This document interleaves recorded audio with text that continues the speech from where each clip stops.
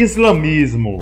O islamismo é uma religião abraâmica monoteísta articulada pelo Alcorão, um texto considerado pelos seus seguidores como a palavra literal de Deus, Alá em árabe, e pelos ensinamentos e exemplos normativos, a chamada Sunna, ou caminho trilhado, que é parte do Hadith, o corpo de leis, lendas e histórias sobre a vida de Maomé, considerado pelos fiéis como o último profeta de Deus. Um adepto do islamismo é chamado de muçulmano. Os muçulmanos acreditam que Deus é único, incomparável e o propósito da existência é adorável. Eles acreditam que o Islã é a versão completa e universal de uma fé primordial que foi revelada em muitas épocas e lugares anteriores, incluindo por meio de Abraão, Moisés e Jesus, que eles consideram profetas. Os seguidores do Islã afirmam que as mensagens e revelações anteriores foram alteradas ou corrompidas ao longo do tempo, mas consideram o Alcorão como uma versão inalterada da revelação final de Deus. Os conceitos e as práticas religiosas incluem os 5 pilares do Islã, que são os conceitos e atos básicos e obrigatórios de culto e a prática da lei islâmica que atinge todos. Os aspectos da vida e da sociedade, fornecendo orientação sobre temas variados, como o sistema bancário e bem-estar, a guerra e ao meio ambiente. A maioria dos muçulmanos pertencem a uma das duas principais denominações, com cerca de 85% de sunitas e 15% de xiitas. Com cerca de 25% da população mundial, o islamismo é a segunda maior religião do mundo, perdendo apenas para o cristianismo, e a que mais cresce atualmente. Na imagem, nós temos o mapa mundi com o mapa mundo muçulmano e as principais escolas da lei islâmica. Os sunitas representam a maior parte do mundo islâmico, com um total variando entre 75% a 90% dos muçulmanos, e acreditam que os 4 primeiros califas eram os legítimos sucessores de Maomé. Os xiitas representam entre 10% e 20% dos muçulmanos, e são o segundo maior ramo do islamismo, e acreditam que Maomé indicou seu genro Ali como seu sucessor e apenas certos descendentes de Ali poderiam ser líderes. O ibadismo, ou movimento ibadita, é uma vertente do Islã distinta do sunismo e do xiismo. Acredita-se que a corrente ibadita seja uma das mais antigas escolas islâmicas, tendo sido fundada supostamente menos de 50 anos após a morte de Maomé. O islamismo teve origem na Península Arábica, no século VII. Essa região é situada no Oriente Médio e caracterizada pelo clima quente e árido. Áreas desérticas predominam no norte e no centro da península, abrigando povos beduínos nômades e seminômades dedicados à criação de cabras, camelos e carneiros e ao comércio caravaneiro. O sul da península, em razão da ocorrência de chuvas e de solo favorável à agricultura, ficou conhecida como Arábia Feliz. Nessa área foram formadas cidades. Oásis, situados na região costeira e nos desertos da península, eram ambientes permanentemente disputados. O Islã se difundiu por diversas rotas comerciais. Caravanas interligavam, por meio de rotas comerciais, o sul da Península Arábica ao mar Mediterrâneo, possibilitando a comunicação entre diversos povos e culturas. Nesse processo de expansão, alcançou a Península Ibérica no continente europeu e contribuiu para intensificar o comércio caravaneiro pelo deserto do Saara no continente africano. É importante destacar também o fato de que as relações entre a Europa Ocidental e o mundo islâmico não foram, ao longo da história, necessariamente marcadas pela violência e pelo confronto. Muito do que a Europa moderna foi no início do século XVI não seria possível sem os contatos que manteve com o mundo árabe islâmico.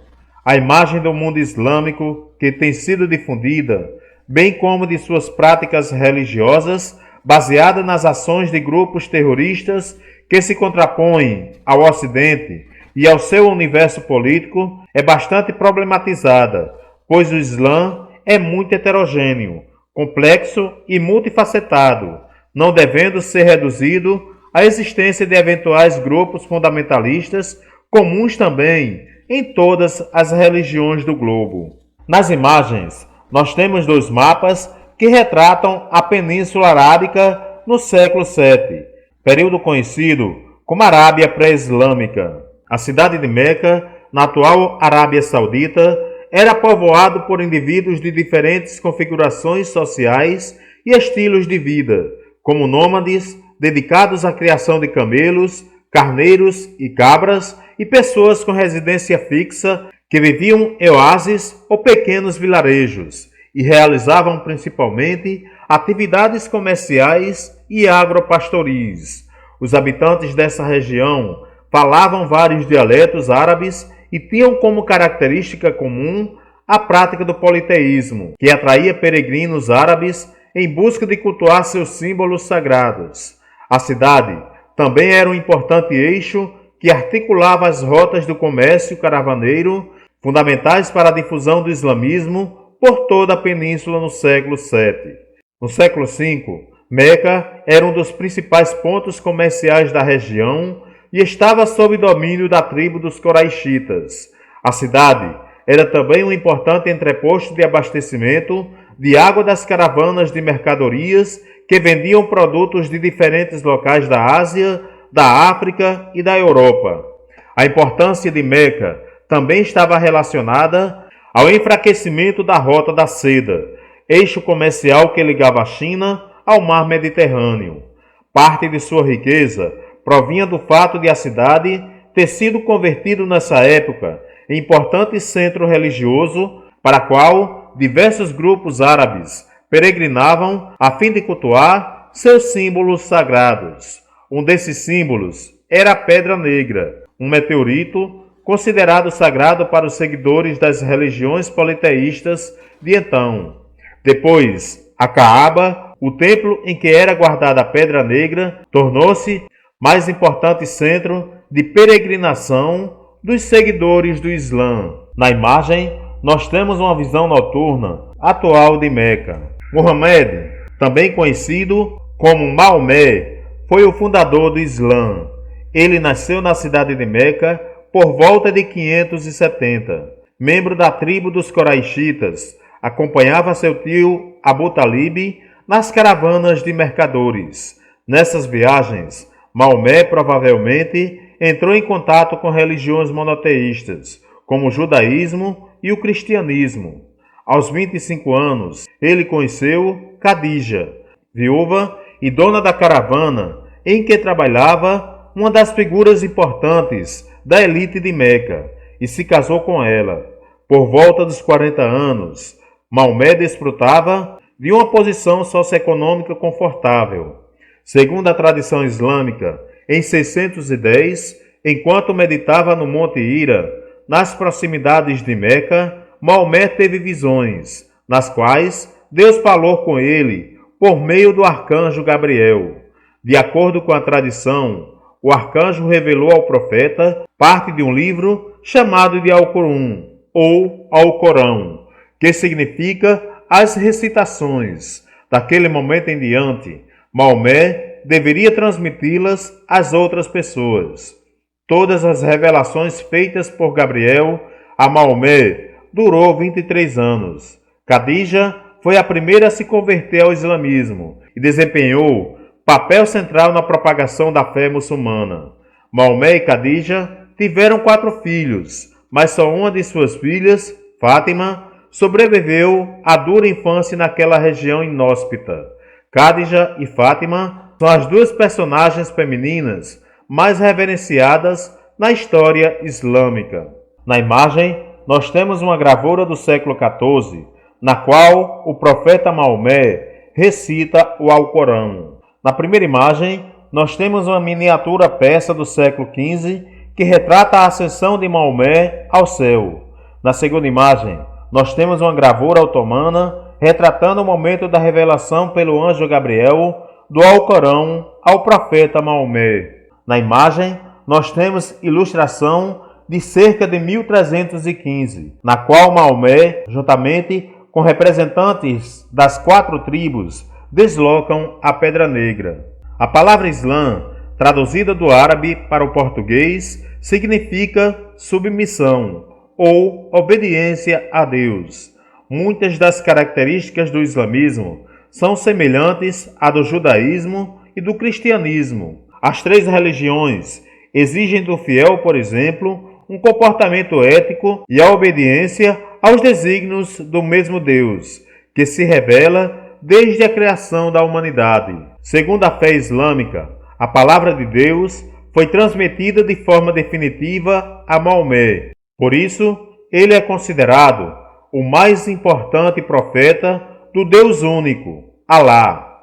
Os princípios e as obrigações que os muçulmanos devem seguir são confirmar que acredita em um só Deus, Alá, e que Maomé é o seu último profeta. Rezar 5 vezes ao dia com o rosto voltado para Meca. Dar esmola de acordo com a sua riqueza. Jejuar durante o mês do Ramadã, que é um mês sagrado para os muçulmanos, a fim de purificar-se para Deus. Se possível, peregrinar ao menos uma vez na vida a Meca. Além desses 5 princípios, há outras determinações islâmicas importantes, como a proibição de adorar imagens e de representar Maomé ou qualquer outro em desenhos ou esculturas, a fim de evitar a idolatria. É importante também destacar ainda o conceito de jihad, ou guerra santa, prevista no Alcorão, o esforço para se manter fora do pecado e para defender a fé diante de ameaças. De acordo com a tradição islâmica, quem morrer durante uma jihad terá como recompensa o paraíso. Na imagem, nós temos milhares de peregrinos orando na grande mesquita em Meca. A peregrinação, ou Hajj, a Meca, é um dos 5 pilares do islamismo. O monoteísmo pregado por Maomé contrariava a tradição de peregrinação dos fiéis das religiões politeístas a Meca. Isso prejudicava os interesses comerciais dos coraixitas na região. Em razão disso, Maomé foi perseguido e fugiu com seus primeiros seguidores de Meca para Yatreb em 622. Essa mudança ficou conhecida como Hégira, marcando o início do calendário muçulmano atual. Ao longo do tempo, Yatreb passou a ser conhecida como Medina, que significa a cidade do profeta. Lá se constituiu o primeiro governo muçulmano e a primeira mesquita, templo religioso islâmico. No ano 630, Maomé e seus seguidores voltaram a Meca e conquistaram a cidade, transformando a Caaba em um lugar dedicado à adoração a Alá. Quando morreu, em 632, Maomé era reverenciado como profeta. Uma década depois de sua morte, a Península Arábica, pela primeira vez, estava unificada. As tribos árabes, inicialmente politeístas e em alguns casos inimigas mortais, passaram a constituir a Ummah, ou a nação dos crentes. Entre os séculos 7 e 8, o islamismo espalhou-se por diversas partes do mundo, incluindo o Oriente Médio, a Ásia Central, o norte da África e a Península Ibérica. Os árabes muçulmanos eram motivados pelas trocas comerciais e culturais, mas também pela necessidade de conquistar terras férteis para alimentar uma população em contínuo crescimento. Formou-se então um grande império comercial e cultural, desenvolvendo-se centros mercantis nas cidades de Bagdá, Cairo, Córdoba e Damasco, nas quais também eram produzidos artigos refinados de seda, tapetes, couros, armas, entre outros. Nesse processo de expansão, o casamento entre muçulmanos e povos conquistados foi tolerado, ainda que essa postura não tivesse necessariamente a ver com generosidade. Na Espanha, por exemplo, os locais de moradia destinados aos judeus e cristãos eram delimitados, bem como o tamanho dessas residências. O uso de sela para andar a cavalo lhes era proibido, e as roupas deveriam ser distintas das dos muçulmanos. O processo de expansão islâmica, de certa maneira, também está relacionado às disputas internas pela sucessão de Maomé entre os xiitas, para os quais um dos filhos do profeta deveria sucedê-lo, e os sunitas, defensores das eleições com o processo de escolha do califa. Os sunitas venceram e Abu Bakr foi escolhido o primeiro califa. No quinto califado foi iniciado o governo da dinastia Omíada, de 661 a 750.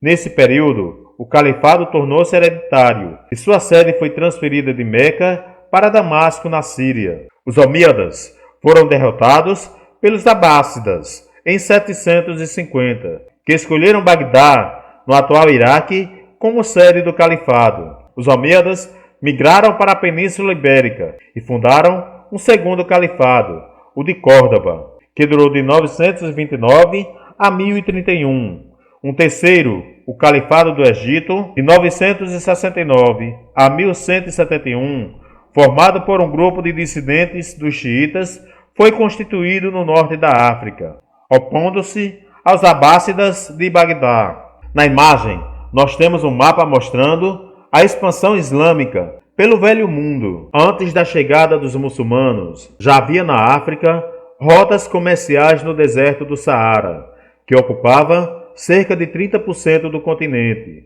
sendo marcado pela presença de áreas semiáridas e oásis na região do Sahel.